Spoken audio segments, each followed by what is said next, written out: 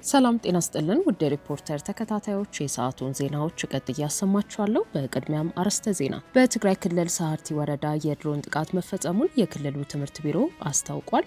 በኢትዮጵያ የሚንቀሳቀሱ የሲቪል ማህበረሰብ ድርጅቶች ለሀገራዊ ምክክሩ ምክረ ሀሳቦች አፈጻጸም እንዲሁም ለሰላምና ለዲሞክራሲያዊ ባህል ግንባታ በነጻነት በኃላፊነትና በውጤታማነት አስተዋጽኦ ማበርከት የሚችሉበት አጋዥና ገንቢ የሆነ የሲቪል ምህዳር እንዲጠናከር ጠይቀዋል። ሌሎችንም ይዘናል። አብራችሁን ቆዩ።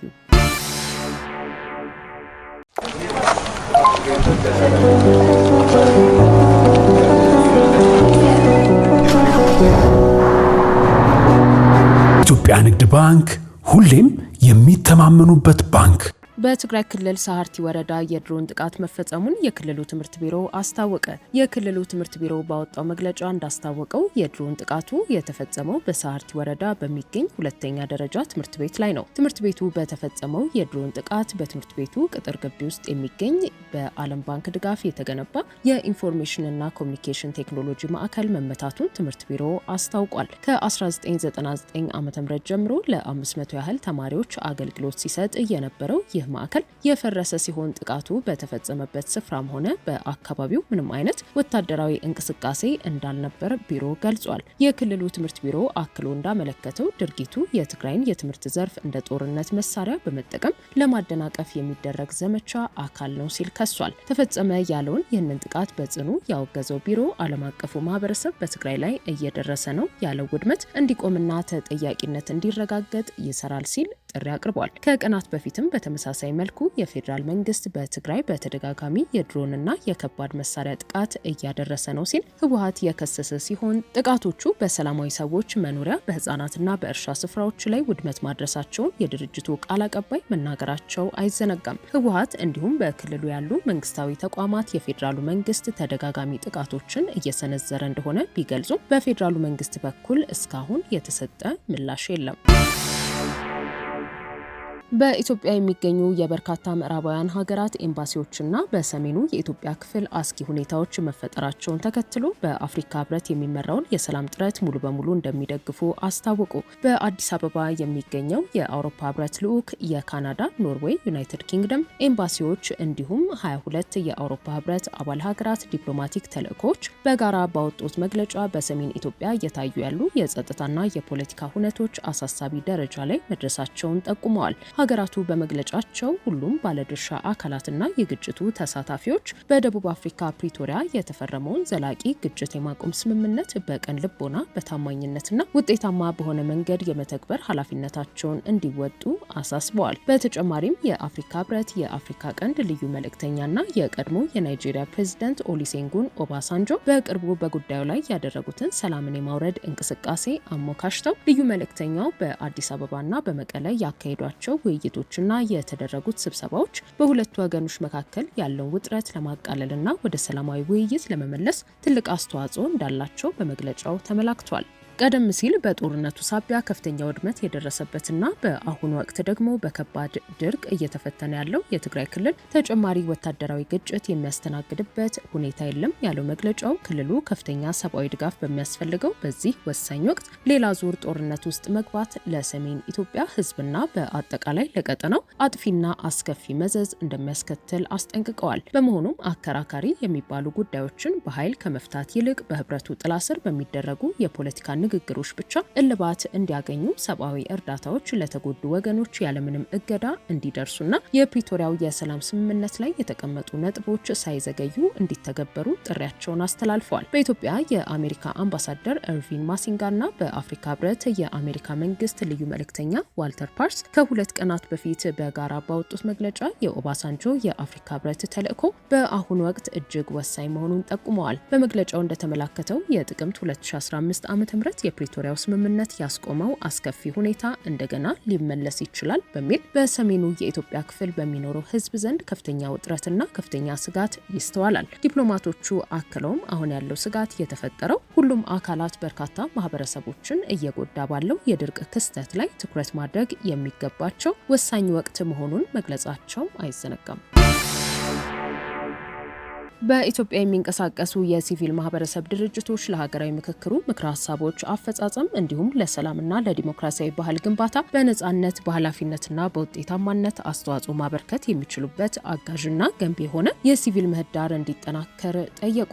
በኢትዮጵያ የሚንቀሳቀሱት የሲቪል ማህበረሰብ ድርጅቶችን ያቀፈው የሲቪል ማህበረሰብ ድርጅቶች ምክር ቤት የሀገራዊ ምክክር መጠናቀቅን አስመልክቶ በትላንትናው ዕለት ባወጣው መግለጫ የምክክሩን ውጤት ወደ ሰላማዊ አካታችና ዲሞክራሲያዊት ኢትዮጵያ ግንባታ መቀየር ያስፈልጋል ሲል አሳስቧል። የተጀመረውን የምክክር ባህል ማስቀጠልና የምክክሩን ውጤት ወደ ሰላማዊ አካታችና ዲሞክራሲያዊት ኢትዮጵያ ግንባታ ለመቀየር ደግሞ የጋራ ኃላፊነት መሆን አለበት ብሏል። ምክር ቤቱ ሀገራዊ ምክክሩ ኢትዮጵያውያን በሰላማዊና አካታች መንገድ እርስ በርስ እንዲደማመጡ፣ በሀገራዊ ጉዳዮች ላይ እንዲወያዩ፣ መግባባትን እንዲፈጥሩና የጋራ መፍትሄዎችን እንዲፈልጉ መልካም እድል ፈጥሮ መጠናቀቁን ለኢትዮጵያ ወሳኝ የታሪክ ምዕራፍ መሆኑን ጠቁሟል። በምክክር ሂደት ውስጥ የሲቪል ማህበረሰብ ድርጅቶች በአመቻችነት፣ በተሳታፊነት፣ ኮሚሽኑን በማማከር፣ በታዛቢነት እንዲሁም በባለሙያዎች ቡድን አባልነት ስለ ምክክሩ ግንዛቤ በመፍጠርና የአጀንዳ ግብዓቶችን በመስጠት መሳተፋቸውን የገለጸው የድርጅቶቹ ምክር ቤት ለሲቪል ማህበረሰብ ድርጅቶች ግንባታ አካታችና አሳታፊ የስራ አካባቢ ሲፈጠርላቸው በሀገራዊ ሂደቶች የሚያበረክቱት አስተዋጽኦ የጎላና ውጤታማ እንደሚሆን ያመለከተ ሂደት ነው ብሏል። የሲቪል ማህበራት ቀጣይ ተግባር የምክክሩ ምክረ ሀሳቦች ወደ ተጨባጭ እርምጃ መቀየር፣ የህዝብ ተሳትፎን ማስቀጠል፣ መተማመንን ማጠናከርና ልዩነቶች በግጭት ወይንም በኃይል ሳይሆን በውይይትና በምክክር የሚፈቱበትን ባህል ማዳበር መሆኑን የገለጸው መግለጫው የሲቪል ማህበረሰብ ድርጅቶች ምክር ቤቱ የሲቪል ማህበረሰብ ድርጅቶች በነጻነት በኃላፊነትና በውጤታማነት ለሀገራዊ ምክክሩ ምክረ ሀሳቦች አፈጻጸም፣ ለሰላም ግንባታና ለዲሞክራሲያዊ ባህል ግንባታ አስተዋጽኦ ማበርከት የሚችሉበት አጋዥና ገንቢ የሆነ የሲቪል ምህዳር እንዲጠናከር ጠይቋል። ሐምሌ 8 ቀን 2018 ዓ.ም ተጀምሮ ነሐሴ 16 ቀን 2018 ዓ.ም በይፋ በተጠናቀቀው የኢትዮጵያ ሀገራዊ ምክክር ጉባኤ ላይ ከቀረቡ 400 ያህል ምክረ ሀሳቦች በ396ቱ ምክረ ሀሳቦች ላይ ያለ ልዩነት መስማማት ላይ ተደርሶ በአራት ዋና ዋና ምክረ ሀሳቦች ላይ ማለትም የኦሮሚያ ክልል ተመካካሪዎችና ተወካዮች በአዲስ አበባ ከተማ ላይ ያነሱት ጥያቄ፣ በሀገሪቱ ፕሬዝዳንት አመራረጥ፣ በሰንደቅ ዓላማ ላይ ስለሚቀመጠው አርማ እንዲሁም የፌዴሬሽን ምክር ቤት አባላት አመራረጥ ላይ የቀረቡ ምክረ ሀሳቦች ላይ ስምምነት ሳይደረስ የምክክር ጉባኤው መጠናቀቁ ይታወቃል። ኮሚሽኑ የሀገራዊ ምክክር ጉባኤ አጀንዳዎችን፣ የምክክሮቹን ሂደት፣ በምክክሮቹ የተገኙ ምክረ ሀሳቦችን እንዲሁም ምክረ ሀሳቦቹ በተግባር ላይ ሊውሉ የሚችሉበትን ስልት የሚገልጽ ሰነድ በማዘጋጀት ለሕዝብ ተወካዮች ምክር ቤት፣ ለአስፈጻሚ አካላትና ሌሎች ለሚመለከታቸው የመንግስት አካላት በማቅረብ ለሕዝብ ይፋ እንደሚያደርግ ይጠበቃል። ዘመኑ የፍጥነት ነው። የዘመኑ ፍጥነት የገባቸው ከጊዜው ጋር እግር በእግር የገሰገሱ ከፍ ያለውን መርጠው የያዙ ከሚተጉ ጋር ነቅተው የሰሩ በጥረታቸው ውጤት እየበረቱ ዘመኑን አሸንፈው ከህልማቸው ከፍታ ላይ ደርሰው ይታያሉ። ከዘመኑ ጋር ለመፍጠን ሲንቄ ባንክ ያቀረበልዎትን ፈጣንና ደህንነቱ የተጠበቀ የዲጂታል ባንኪንግ አገልግሎትን ይቀላቀሉ።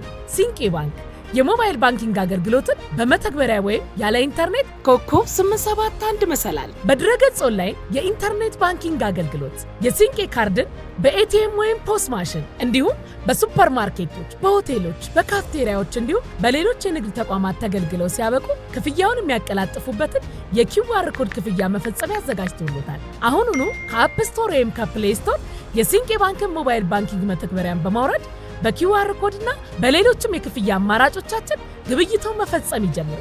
ሲንቄ ባንክ በአንድነት ወደ ስኬት። የዓለም ባንክ ለኢትዮጵያ የፋይናንስ ዘርፍ ማጠናከሪያ ፕሮጀክት ከመደበው $700 ሚሊዮን ውስጥ $235.1 ሚሊዮን በግንቦት ወር መሰረዙን አስታወቀ።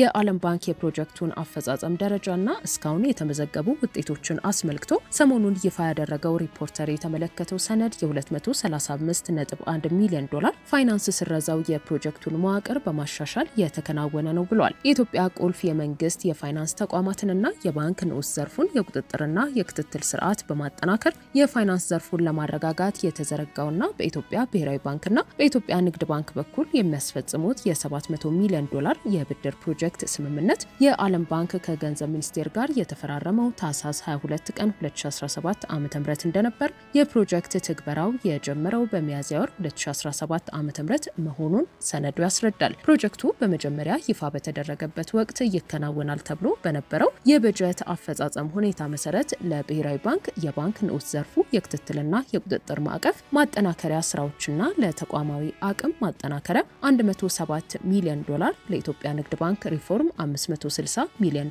መዋቅራዊ ማሻሻያና የካፒታል እድገት ተመድቦ ነበር። ለኢትዮጵያ ልማት ባንክ $23 ሚሊዮን የካፒታል እድገትና ተቋማዊ ማጠናከሪያ ስራዎች እንዲሁም በአራተኛነት ተጨማሪ $10 ሚሊዮን ደግሞ ለፕሮጀክቱ አፈጻጸም ድጋፍ ተመድቦ ነበር። የዓለም ባንክ ሰነድ በሐምሌ 2018 ዓ.ም መጨረሻ ፕሮጀክቱ ከተጀመረ 15 ወራት ገደማ በኋላ መጀመሪያ ከተፈቀደው $700 ሚሊዮን $235.1 ሚሊዮን ክፍያ እንዲሰረዝ መደረጉን አስታውቋል። የፕሮጀክቱ የፋይናንስ መጠን ወደ $485.92 ሚሊዮን ዝቅ ከተደረገ በኋላ $427.95 ሚሊዮን ማለትም 88 በመቶ ያህሉ ገንዘብ ተከፋፍሏል የተባለ ሲሆን $57.97 ሚሊዮን ደግሞ ገና ያልተከፋፈለ ቀሪ ገንዘብ መሆኑን ተጠቅሷል። ሪፖርቱ $235.1 ሚሊዮን በትክክል ለምን እንደተሰረዘ የተለየ ምክንያት ያልሰጠ ሲሆን ገንዘቡ ተከፋይ እንዳይሆን የተወሰነው ግን እንደ አውሮፓውያኑ አቆጣጠር በግንቦት ወር 2026 የፕሮጀክቱ መዋቅር እንዲሻሻል በተደረገው መሰረት መሆኑን አሳውቋል። ውድ ሪፖርተር ተከታታዮች የሰዓቱ ዜናዎቻችን እነዚህ ነበሩ። ስላደመጣችሁን ከልብ እናመሰግናለን። እናንተ ቤት ለምቦሳ ትሉኝ ቤት ልገዛ ነው። የቦታው ምቾትና ውበት እንዴት ብዬ ልንገራችሁ? ቢዝነስ መጀመር ባስብ፣ መዝናናት ባስብ፣ እንዲሁም ጤናዬን መጠበቅ ባስብ ሁሉንም የማገኝበትን ቤት ልገዛ ነው። ደግሞ ቦታው የት እንደሆነ ሳልነግራችሁ ብስራተ ገብርኤል ከላፍቶ ሞል አጠገብ ነው። ደግሞ ዋጋውስ ብትሉ በዛ ዋጋ ብስራተ ገብርኤል ላይ ቤት ማግኘት አይታሰብም። ከዚህ በፊት ትልልቅ ፕሮጀክቶችን በማስረከብ የሚታወቀው ከአማን ፕሮፐርቲ ስለምገዛ ጥራቱ ላይ ምን ጥርጥር የለኝም። እናንተም በ8077 ደውሉላቸው፣ ጎረቤት እንሆናለን።